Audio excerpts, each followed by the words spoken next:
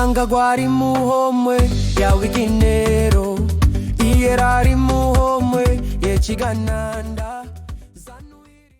Good evening and welcome to Zimwaves TV News Bulletin.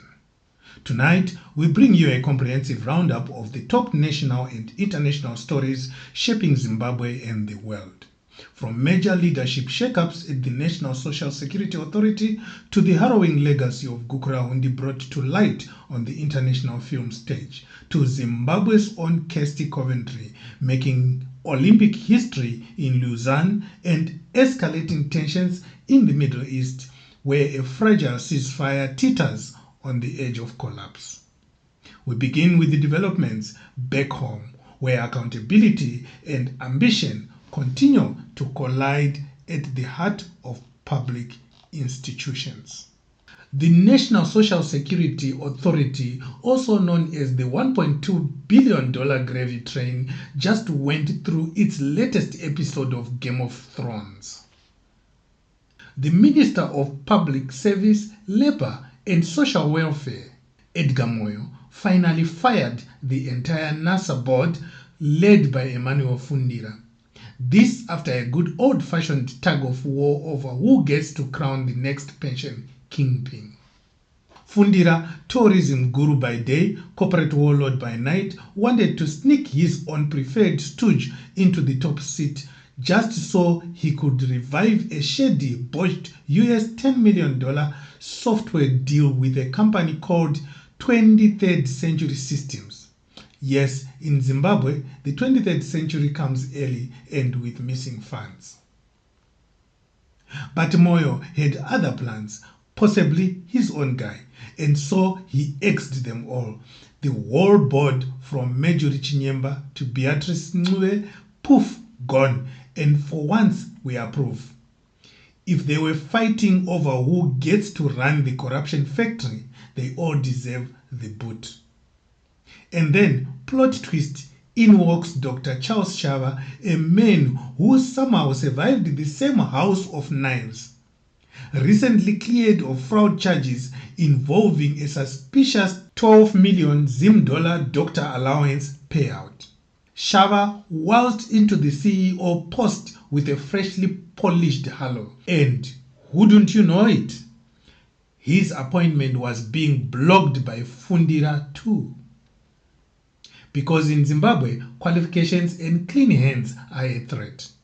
Now, for the first time since 2022, NASA has a substantive boss. The fund might actually try functioning, but let's not get ahead of ourselves. This is Zimbabwe. Shava inherits not just a pension fund, but a cursed chalice overflowing with ghosts of looted payouts, failed investments, and board members who think the board is their personal hunting ground, literally and figuratively. Speaking of ghosts, Matebeleland. Award-winning filmmaker Nyasha Kadandara just dropped a historic documentary, Matebeleland, premiering at CPH Docs in Copenhagen. And now, echoing across Africa like the cries from unmarked graves. The film digs into Zimbabwe's unhealed wound, Gukurahundi, Mugabe's genocide against the Ndebele people from 1982 to 1987. Over 20,000 civilians were killed by the 5th Brigade, and yet today the regime dances around reconciliation like it's a game of spiritual charades. The film follows Chris Nyati, a Zimbabwean living in Botswana, haunted by his father's bones buried somewhere in Zimbabwe's silent soil. And yes, President Mnangagwa, the so-called listening president, was one of Mugabe's lead enforcers in the Gukurahundi terror. Now, traditional chiefs in Matebeleland are being trotted out to investigate the crimes, sponsored by the same government accused of committing them. That's like asking the fox to audit the chickens massacre. Truth, reparations, accountability? Don't hold your breath, not when the same regime writes the script. But Amidst the rubble of history and the rot of bureaucracy, a light breaks through, all the way from Lausanne, Switzerland. Ladies and gentlemen, Kirsty Coventry just made history by becoming the 10th president of the International Olympic Committee. And guess what? She's the first African, first woman, and youngest person since Pierre de Coubertin himself. Imagine that.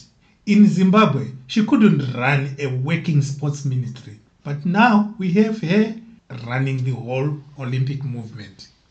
Good luck.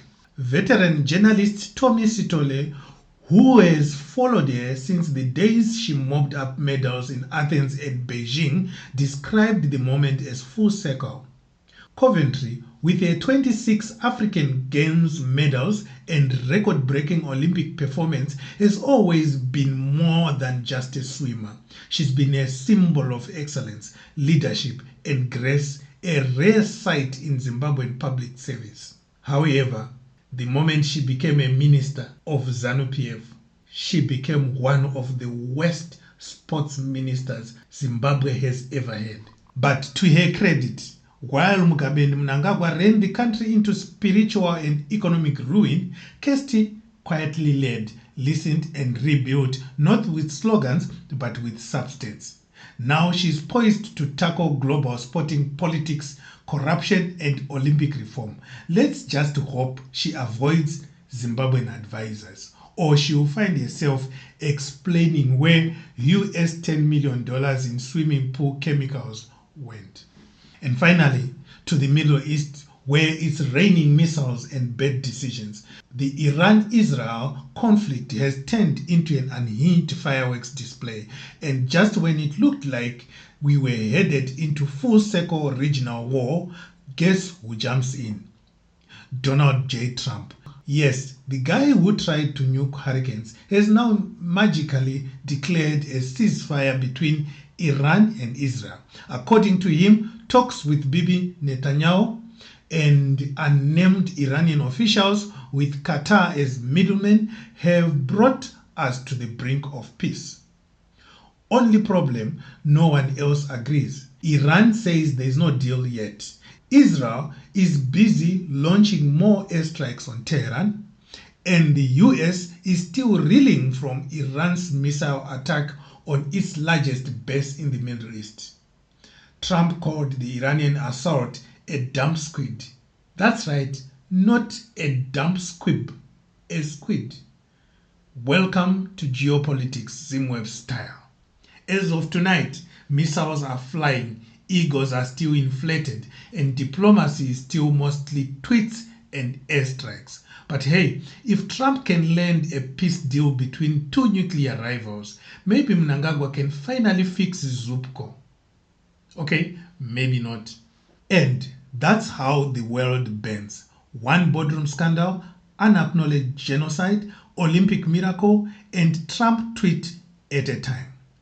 You've been watching Zimwaves TV, where the headlines hit harder than fuel queues and sarcasm flows freer than forex in a chef's suitcase. Subscribe, or we'll appoint you to the NASA board and make you drink maziwa without water. Zimwaves TV, we roast and you wake up.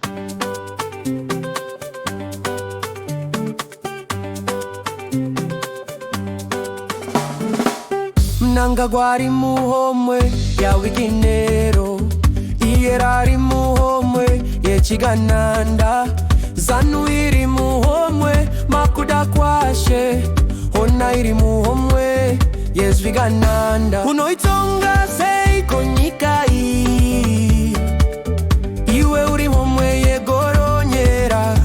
Unoitonga seiko Zimbabwe, iwe chiwepu chenunzva tunzva. Nyika yedu yaenda kumawere, mutserendende uya wepanhanzva. Padukuduku varakashi vanonyora, mamuona here wikinero wedu. Pano nepano mazanu anoti, kuda kwashe tagwire yakape. madenga. Unoitonga seiko nyika ii, iwe uri momwe yegoronyera. Unoitonga seiko Zimbabwe, iwe chiwepu chenunzva tunzva. Nyika yedu yaenda kumawere, mutserendende uya wepananzva. Mnangagwa ari muhomwe yawikinero, iye ari muhomwe yechigananda. Zanu iri muhomwe makuda kwashe, ona iri muhomwe yezvigananda. Unoitonga seiko nyika ii, iwe uri momwe yegoronyera. Unoitonga seiko Zimbabwe, iwe chiwepu chenunzva tunzva. Nyika yedu yaenda kumawere, mutserendende uya wepananzva. Handei tese tese varida yasipora, tinovisa Mnangagwa nezvigananda. Uyai mose vechipinge nekweseke, chigananda chetinetsa muZimbabwe. Unoitonga seiko nyika ii, iwe uri momwe yegoronyera. Unoitonga seiko Zimbabwe, iwe chiwepu chenunzva tunzva. Nyika yedu yaenda kumawere, mutserendende uya wepananzva. Mnangagwa ari muhomwe yawikinero, iye ari muhomwe yechigananda. Zanu